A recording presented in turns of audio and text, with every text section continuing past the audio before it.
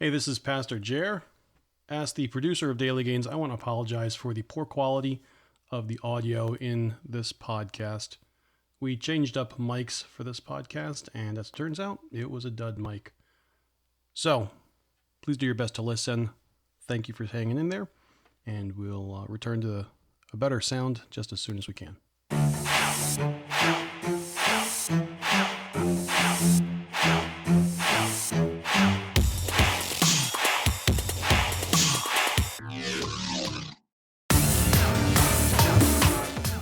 Hey, good morning, friends and followers of Daily Gains.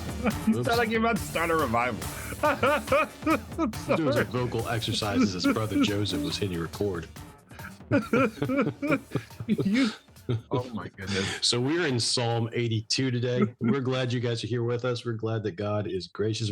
I was going over Romans 7 with my son yesterday as we were getting ready to do some Christmas shopping. I was like, hey, does this sound familiar?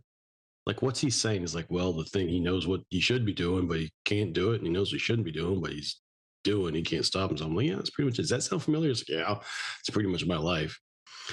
I am grateful, just to pull this back in, that we serve a God and we have a God and a Father who loves us and knows our weakness and accepts us not because of what we've done, but because of what Christ has done, such that we can be knuckleheads even here as Pastor Joseph and Jer, and God still somehow takes us and perfects that. That honestly, that blows me away. I'm honored to be here. I'm glad you guys are here with us. We're in the ESV. We're going to repeat and repeat. You know the drill. Grab your weights, grab your sweatband, and let's do this. Psalms 82. God has taken his place in the divine council. In the midst of the gods, he holds the judgment. God has taken his place in the divine council. In the midst of the judge, God has taken his place. How long will you judge unjustly and show partiality to the wicked? How long will you judge unjustly and show partiality to the wicked? Give justice to the weak and the fatherless. Maintain the right of the afflicted and the destitute. Give justice to the weak and the fatherless. Maintain the cause of the destitute and the righteous. Rescue the weak and the needy. Deliver them from the hand of the wicked. Rescue the weak and the needy and deliver them from the hand of the wicked. They have neither knowledge nor understanding. They walk about in darkness. All the foundations of the earth are shaken. They have neither knowledge or understanding. They walk around in darkness. All of the foundations of the earth are shaken. I said, you are God's sons of the Most High, all of you. I have said, you are God's sons, sons of the Most High, all of you. Nevertheless, like men, you shall die and fall like any prince. Nevertheless, you shall all die, and you shall fall like any prince.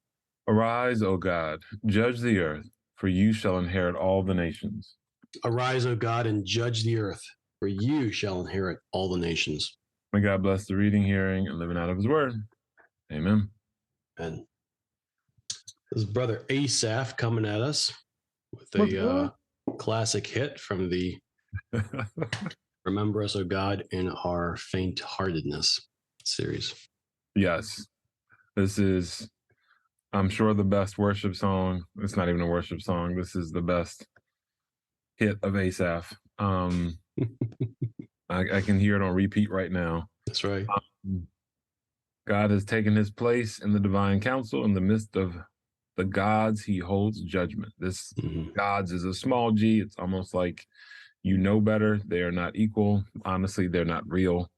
And yet he is making it clear the God we serve is the big G. But it really stands in here in place of rulers. And these rulers can be human rulers or they can be divine rulers. But really the gods here, the Elohim, can be used just as much for the kings of the earth as it can for God or the gods of this world. Right. And the picture here is there were two places where you would come into council. One was in the city gates, where you have all the elders sitting together, and you have the men who are esteemed, who, as people come and go, they're listening to their stories, they're passing judgment, they're handing out wisdom. Or you can take this to the king, where you go into his court, and he sits down with his advisors, and you make your case, and he renders judgment. We see this with Solomon, for instance, when the two women come and they're fighting over the baby. And the picture here is that God steps into this himself and sits down. What catches us off guard is that the judgment that's rendered is one that is not in accordance with righteousness. It's showing partiality to the wicked. In other words, it's taking the claims of the wicked, it's seeing that their finger is on the scale and saying, you know what, I'm gonna wink at that. I'm gonna pretend like I didn't see it. And yeah, so I'll rule in your favor, in essence. And that shocks the psalmist here. And that should shock us. And that's the place from where the psalmist is crying out and saying, what's going on? What's going on here? And how long are you going to do this? I thought you were a God of righteousness. I thought that you were a God who judges rightly. Why aren't you defending the weak? And this is where the subtitle for this, or the heading for this psalm, is a cry for justice for the weak. Is that correct? Yes. Yeah. Okay. Cool. I got that.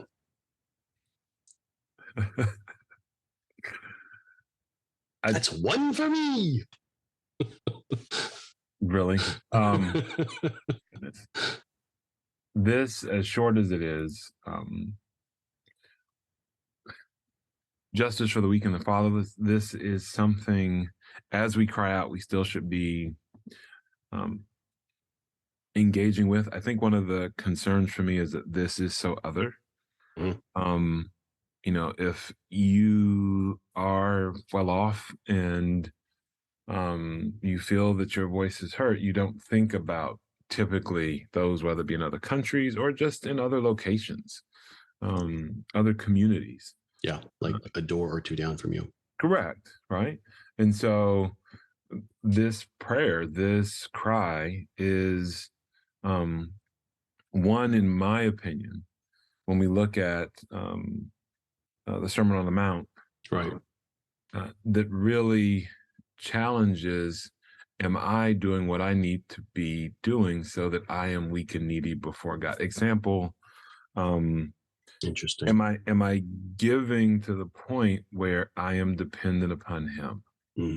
Or am I trying to control my world to such a degree that I never leave the comfort of whatever, my home, my community, my church, whatever, and I never experience the true neediness of being His child?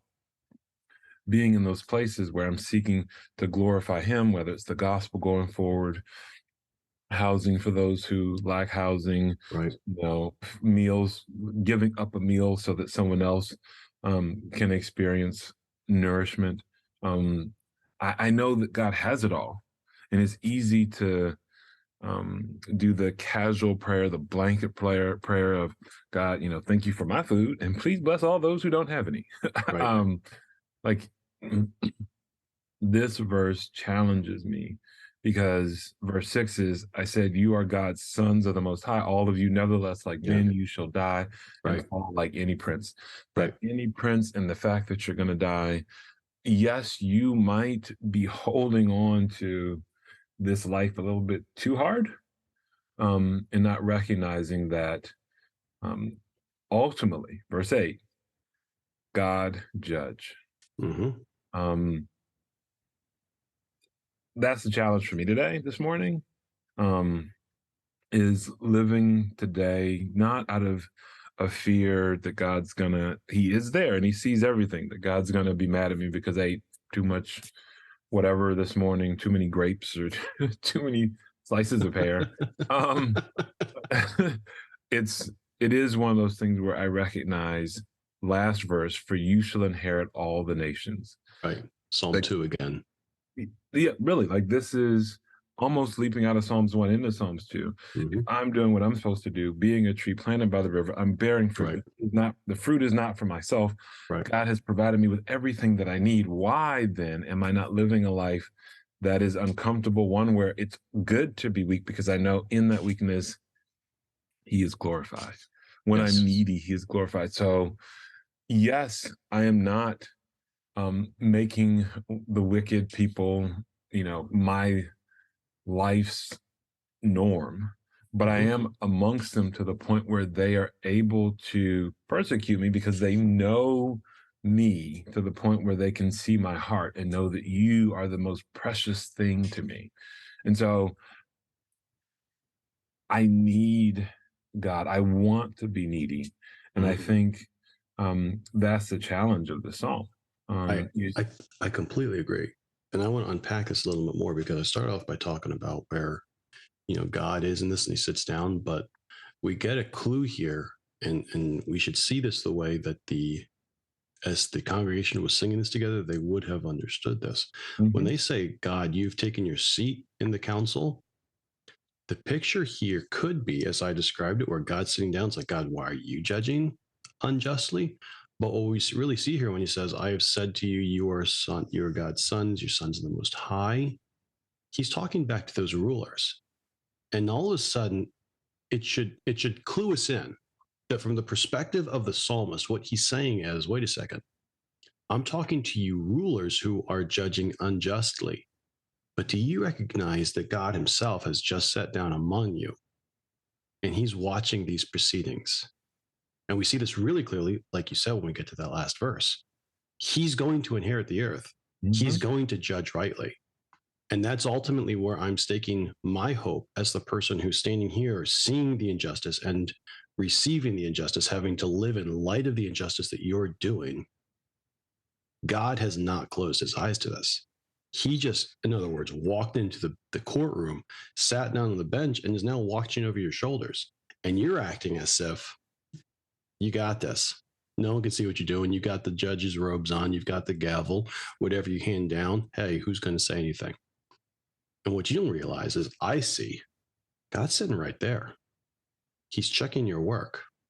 He's taking notes. He's taking names. And he's going to make this right. Ultimately, it doesn't matter what you're doing that is unjust, that is unrighteous, because my hope is not in your justice. It's in the justice that comes from him who owns all of this and is going to call all of us to account for how we've held his things. That is,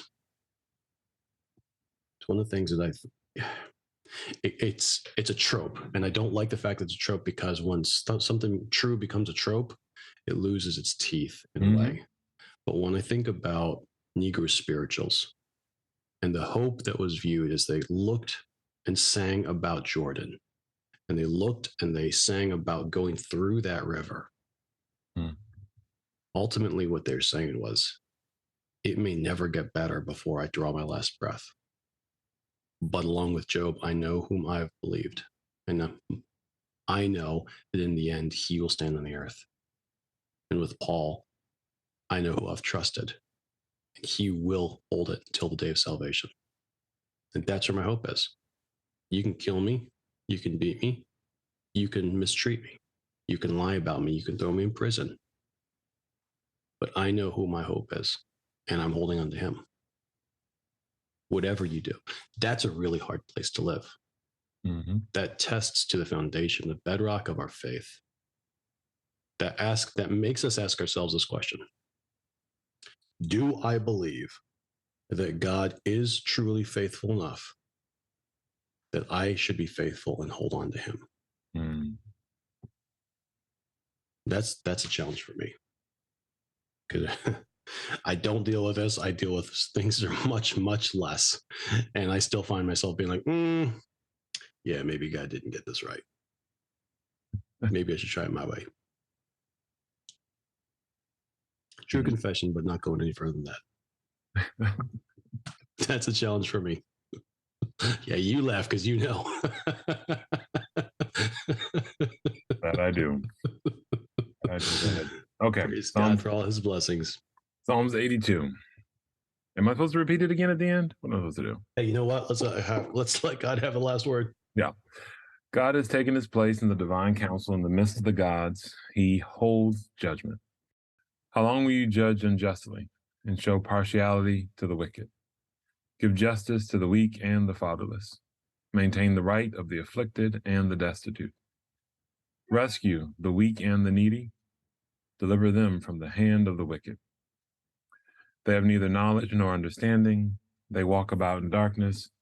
All the foundations of the earth are shaken. I said you are God's sons of the Most High. All of you, nevertheless, like men, you shall die and fall like any prince. Arise, O God, judge the earth, for you shall inherit the nations. Amen. I'm grateful that you guys decided to stop by and hit play today and didn't skip forward. Maybe you did. If you did, shame on us for not giving you something better to listen to. We love you guys. You read the Bible twice. That's right. We're looking forward to being with you guys again in the afternoon. So tune back in to Anchor to Daily Gains and Anchor and Devoted when it comes. Gotcha. We love you guys. See ya.